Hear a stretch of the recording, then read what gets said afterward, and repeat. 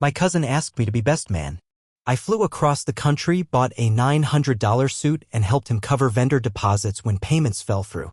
The night before the wedding, he pulled me aside and whispered, "Hey, we actually need you to leave after the ceremony. My fiancé doesn't want broke energy in the reception photos." I thought he was kidding until I was escorted out by security before the cake was cut. I'm not the type of guy who holds grudges. I try to mind my own business, keep my head down, and just be a decent human being. But every man has a line. And my cousin Nick? He stomped all over mine in polished designer shoes and a spray-on tan. We grew up in Salem, Oregon. Small houses, tight families. Our moms were sisters who talked every day. Nick and I were born 13 months apart, so we did everything together: soccer, Sunday school, first girlfriends. He stayed at my place when his parents were going through their divorce.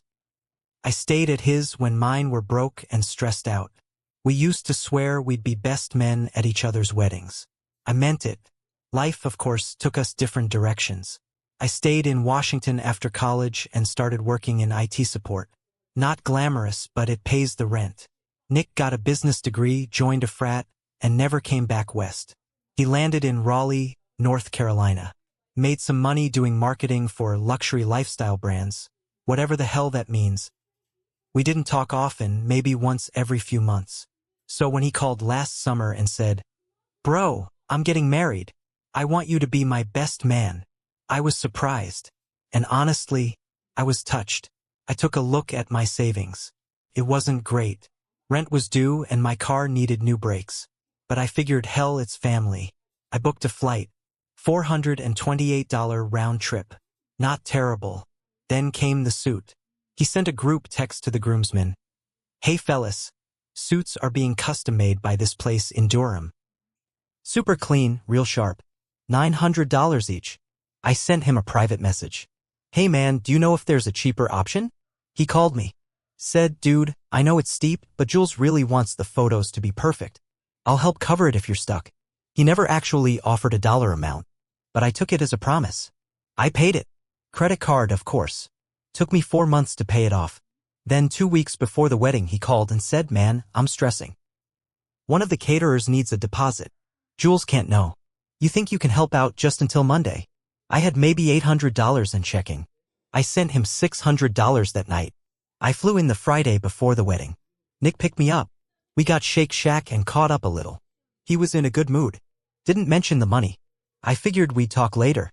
I was wrong. The rehearsal was at some fancy estate venue an hour outside Raleigh. I met the rest of the groomsmen. All ex-frat guys with perfect hair, expensive watches, and that arrogant way of talking where every sentence sounds like a competition. I definitely didn't fit in. Whatever. I didn't care. I was there for Nick. The wedding day came. Beautiful sunny afternoon.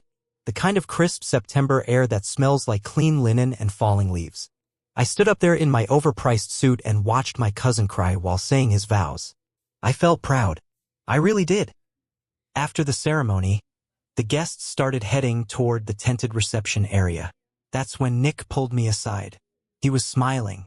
Real casual. "Hey man," he said, patting my back. "So quick thing. Jules is being kind of particular about the vibe she wants in the reception photos. Nothing personal, but we're gonna have you head out after the ceremony." I looked at him like he was joking. I laughed. He didn't. He said, "She just doesn't want, like, broke energy in the pictures." I know that sounds harsh. It's not about you. Just optics. I froze. My mind didn't even register it at first. Then he said it again. Slowly. Like he was breaking bad news. "She doesn't want broke energy in the photos." I stood there, blinking. "You serious?" He nodded. "Yeah. We had a talk. Just better for everyone, man. Security will help you with your stuff." I thought I was in some sort of prank video. But then 2 rent-a-cop-looking guys came over, all smiles, and said, "Sir, we'll escort you to the parking lot." I didn't argue. I didn't want a scene. I just walked with them, stunned. My suitcase was still at the hotel room I shared with one of the groomsmen, and now I couldn't even get it without making a whole deal out of it. I ended up in a 7-Eleven parking lot waiting for a $39 motel room to free up. I watched Instagram videos of the reception. They cut the cake. They danced. Nick never called. I flew home Monday. That's when I decided I wasn't going to let it go. If Nick thought broke energy was the worst thing to worry about, he had no idea what real trouble looked like. Back in Spokane, I couldn't stop thinking about what happened. Every time I closed my eyes, I saw his smug little smile. Heard those words again. Broke energy. I talked to a few friends, told them the story. They were furious on my behalf. One of them, Jeremy, said you should out him. Blast it all over Facebook. Let people know what kind of fake garbage he is. But that didn't feel right.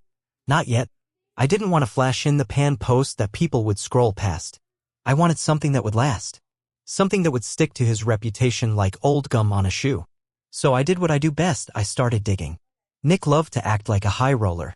Flashy watches, designer sneakers, high-end brunches. But I remembered little things during that weekend. Him nervously checking his phone. A weird moment when his card didn't go through and Jules handed over hers. And of course, the fact that he needed me to front a vendor deposit. Something was off.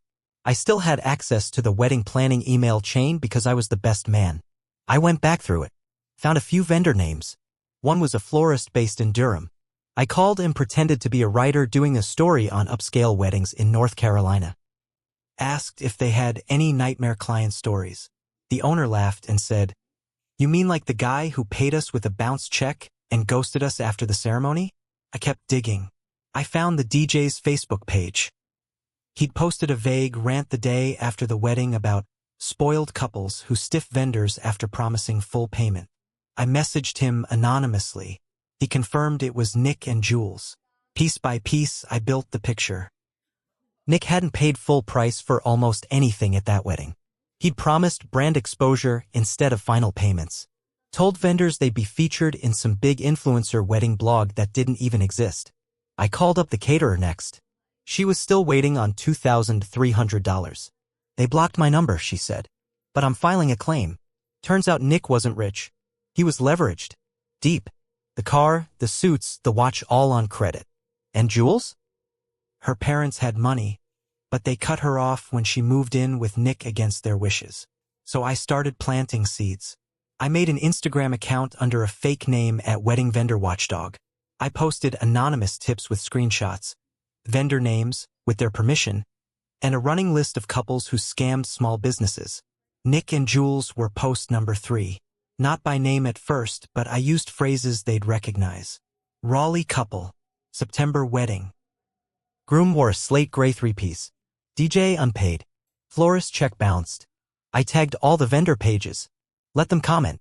And they did. Within a week, the post had 4,000 likes. Then I dropped the hammer. I uploaded a voicemail Nick left the florist where he literally says, "We'll pay you, we just need a couple weeks. Don't make a scene, it's not a good look." I didn't even have to say his name. Someone else did. By week 2, his name was trending in local Raleigh forums. One of his former co-workers shared the post to LinkedIn with the caption, "This man pitched me an investment opportunity 6 months ago. Glad I passed." His fake lifestyle started to crack. Then crumble. But I wasn't done. I knew he still hadn't paid me back the $600. Or mentioned the $900 suit I'd bought. I texted him just to see. "Hey man, you planning to pay me back?" He left me on read. So I took it further. I emailed his employer. Told them, with receipts, that he'd been using his corporate discount email to book wedding vendors under the company's name without approval. 2 days later, his LinkedIn changed to seeking opportunities. Then I called Jules' parents. I still had their number from the RSVP list. Her dad answered, "Hi, this is probably a weird call, but I was the best man at your daughter's wedding. I'm also out $600 and got thrown out before the reception because she didn't want broke energy in the photos." Silence. Then she said what? Jules' dad, David, was quiet for a second. Then he cleared his throat and said, "I knew something was off about that boy." He asked for details. I told him everything. The bounced vendor payments, the Instagram account, the lies Nick told about brand partnerships. I even emailed him copies of the texts and receipts. He didn't say much after that, just thanked me and hung up. 2 days later, I got a call from a North Carolina number I didn't recognize. It was Jules. She didn't scream, didn't insult me. She just said, in this cold, even voice, "I don't know what you think you're doing, but you're not ruining my life over a stupid misunderstanding." I let her talk. Let her call me bitter, jealous, a drama queen. When she paused, I said, Your dad seemed to think it wasn't a misunderstanding. That shut her up. Your dad knows about the unpaid vendors, about the Instagram page, about how I got kicked out after dropping $1,500 on a wedding where I wasn't even allowed to eat a slice of cake. She hung up. Then things started unraveling fast. A week after our call, I got a message from the florist. She said David had contacted her and offered to settle the full invoice plus late fees out of pocket. He apologized, said he was embarrassed beyond belief. Then came the Facebook post. Jules changed her relationship status to "It's complicated." That same day, I got a message request from a woman I didn't know. Her name was Cassandra. She sent one sentence, "Is Nick your cousin?" I said yeah. She replied with a screenshot of texts between her and Nick. Not just friendly texts, flirty ones, sexy ones. Timestamp 2 weeks before the wedding. She said, "I didn't know he was engaged. He told me he was single, that you were his roommate." Apparently, she and Nick had been hooking up for 2 months. He told her I was just a moody ex-college friend visiting to help with a business pitch. She figured it out after seeing the viral wedding scam post and recognized his voice in the voicemail. So I did what anyone would do. I sent everything to Jules.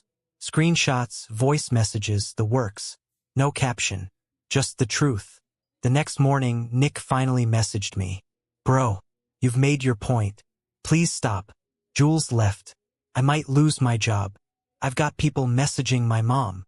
I didn't reply. I didn't need to, because the truth was doing the job for me now. He burned every bridge, spent every dollar, and couldn't lie his way out anymore. But I wasn't done. Not yet. I'd like to say I walked away after that. Let the chips fall. But that would be a lie. I wasn't done, not because I wanted to hurt him more, but because there were still people who didn't know who Nick really was. There was one last thing I needed to do. I remembered he had applied to be a brand ambassador for some rising men's grooming company. He wouldn't shut up about it the night I got in. Said it was going to be his next big move. So I looked them up, found their Instagram, their PR email. I sent them everything. The screenshots, the bounced payments, the wedding vendor IG page, even a 3-minute audio clip of the call between Jules' dad and me, David, talking about how Nick conned vendors and how he disowned him from the family finances. A week later, the company posted a vague but pointed statement. "We do not work with individuals who exploit small businesses or misrepresent our brand." And just like that, Nick's last big shot dried up. 3 days later, I got a voicemail from my aunt, Nick's mom. She was crying. "I don't know what's happening. He won't answer my calls. I saw the internet stuff. Is it true?" I didn't call her back. Not because I didn't care, but because I wasn't the one who owed her answers. Nick was. And that's when it hit me. I'd gotten what I wanted. Nick lost everything. The wife, the job, the money, the fake clout. His side girl blasted his texts all over Twitter. He went private on everything. Deleted his LinkedIn. His frat buddies unfollowed him. And I went back to work. I didn't feel proud. Not really. I felt done. Like I had finally dropped the weight he put on me when he smiled and said, "Broke energy." Like I was trash. Like I was something he stepped over on his way to the altar. But I'll admit something now, because this is where I own my part in it. I became obsessed. I let it take over my life for almost 2 months. I skipped dates, blew off friends, barely slept.